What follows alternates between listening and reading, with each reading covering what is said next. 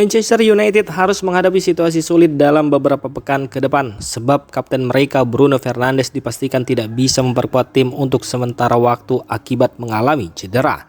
Menurut laporan Sky Sports, tim medis Manchester United telah melakukan pemeriksaan terhadap kondisi Bruno Fernandes. Dari hasil pemeriksaan tersebut, gelandang asal Portugal itu diketahui mengalami cedera hamstring di bagian paha. Cedera ini masuk dalam kategori menengah sehingga membutuhkan waktu pemulihan yang cukup serius.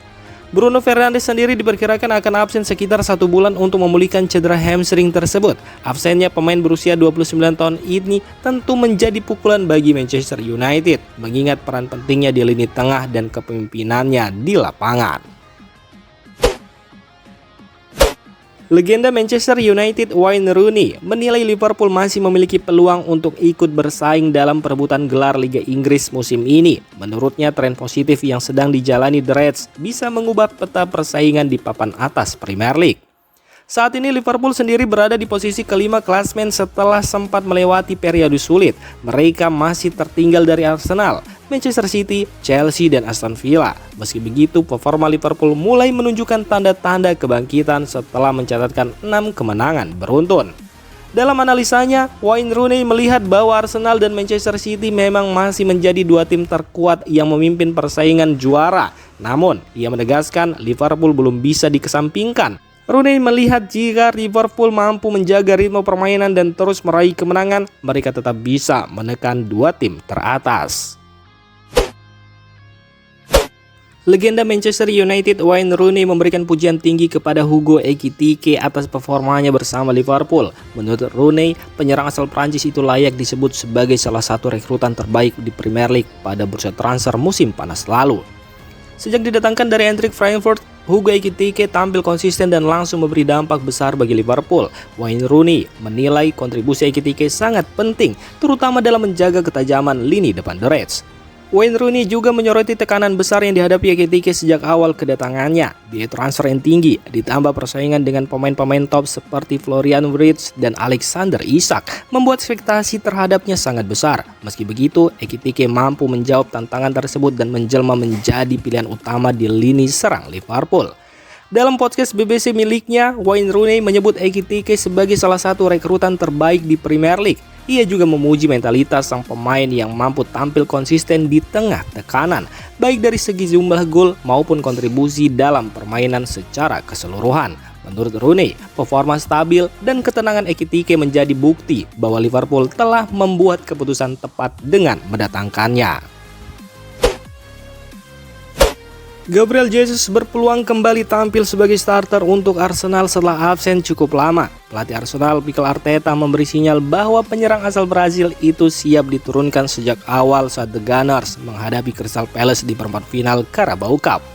Diketahui jika sebelumnya Gabriel Jesus harus menepi hampir 11 bulan akibat cedera ACL. Setelah menjalani masa pemulihan panjang, ia mulai kembali merumput dan tampil sebagai pemain pengganti dalam 3 pertandingan terakhir Arsenal. Menurut Mikel Arteta, kondisi fisik dan mental Gabriel Jesus terus menunjukkan perkembangan positif. Performa sang pemain dalam sesi latihan dinilai sangat meyakinkan, baik dari segi intensitas maupun dedikasi. Hal inilah yang membuat Arteta mempertimbangkan untuk memberinya kesempatan tampil sebagai starter untuk pertama kalinya dalam 345 hari. Napoli memastikan diri menjadi juara Supercoppa Italiana musim ini setelah mengalahkan Bologna di final dengan skor 2-0. Laga tersebut digelar di Stadion Al-Awwal Park, Riyadh. Bintang kemenangan Napoli adalah David Neres. Winger asal Brazil itu tampil luar biasa dengan mencetak 2 gol yang memastikan kemenangan Partenope. Berkat kontribusinya, Napoli tampil dominan dan mampu mengamankan trofi Supercoppa Italiana. Kemenangan ini juga menjadi momen bersejarah bagi Napoli. Di bawah arahan pelatih Antonio Conte, klub asal Naples tersebut sukses meraih gelar ganda, yakni Scudetto dan Piala Super Italia dalam satu musim. Ini menjadi pencapaian pertama Napoli sejak terakhir kali meraih prestasi serupa pada tahun 1990. AC Milan mulai mempertimbangkan untuk melepas Christopher Nkunku karena performanya dinilai belum sesuai harapan. Penyerang asal Prancis itu didatangkan dengan biaya besar, namun kontribusinya di musim pertamanya bersama Rossoneri masih sangat minim. Nkunku direkrut dengan nilai sekitar 38 juta euro plus bonus 4 juta euro, menjadikannya salah satu pembelian termahal AC Milan dalam beberapa musim terakhir. Namun jumlah gol yang dihasilkan belum memenuhi kebutuhan tim akan sosok penyerang yang tajam. Laporan internal klub bahkan menyebutkan bahwa kondisi mental Nkunku juga menjadi perhatian. Pemain tersebut disebut tidak dalam kondisi yang nyaman dan situasi ini diyakini ikut mempengaruhi penampilannya. Situasi ini pun tampaknya disadari oleh manajemen AC Milan dan pelatih Massimiliano Allegri. Karena itu klub mulai membuka peluang untuk berpisah lebih cepat dan memasukkan Nkunku ke dalam daftar jual. Menurut laporan internal klub, AC Milan akan menggelar pertemuan antara agen Nkunku dan direktur olahraga Iglitaris sebelum akhir tahun. Pertemuan ini difokuskan untuk membahas kemungkinan penjualan dan mencari klub peminat bagi Nkunku.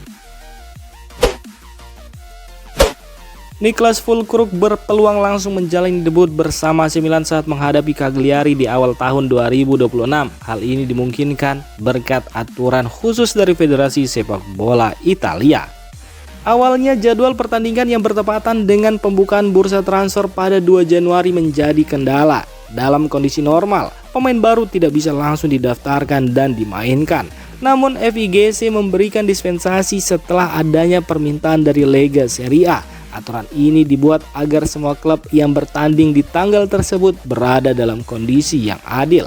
Lewat aturan tersebut, Milan dan Cagliari diperbolehkan mendaftarkan pemain baru dan memperbarui daftar skuad hingga pukul 16 waktu setempat di hari pertandingan. Dengan begitu, Füllkrug berpeluang tampil sejak laga pertamanya bersama Rossoneri.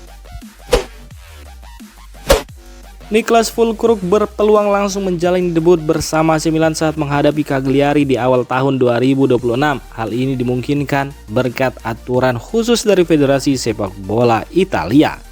Awalnya jadwal pertandingan yang bertepatan dengan pembukaan bursa transfer pada 2 Januari menjadi kendala. Dalam kondisi normal, pemain baru tidak bisa langsung didaftarkan dan dimainkan.